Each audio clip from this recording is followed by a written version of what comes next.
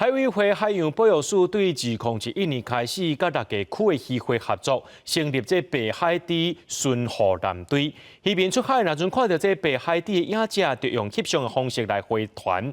今年渔民加强回报101届，其中观察到上届这届是伫咧彰化一位姓杨的渔民，加强看到15届。这海保署也伫咧29这天举办表扬活动，希望会当鼓舞较侪渔民做伙来守护北海猪。 看到北海猪出现伫台湾海峡，渔民赶紧摕手机翕相记录。台湾西部海峡的特有亚种台湾北海猪，目前存无100只。海洋保育署2021年开始甲渔民合作，成立北海猪巡护舰队，透过渔民出海的时回报看到北海猪的情形。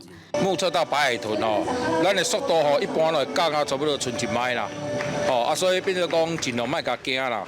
过来有一个情况就是讲安尼甲翕较会对啦。较济差不多40-50只，较少的族群嘛是用2-3只、4-5只安尼，拢伫婚姻甲中华较济。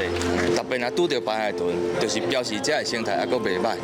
今年观察到北海猪上侪届的，就是这位彰化区渔会渔民杨金成，加强翕到北海猪15届。根据统计，北海猪巡护舰队即阵有280位渔民，今年有101笔的北海猪回报资料。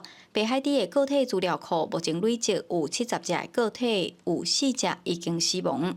整体的白海豚其实碰到很多的问题，包含周边的开发啦，然后包含它的食物的来源缺乏，所以其实我们这一次这样子的活动，其实也是透过渔民的回报、牧师的回报，那我们会知道说到底还有多少的数量在海上。 海保署表示，透过渔民回报资料，会当知影北海猪的活动范围，刚好1比1重掌握保育的工作。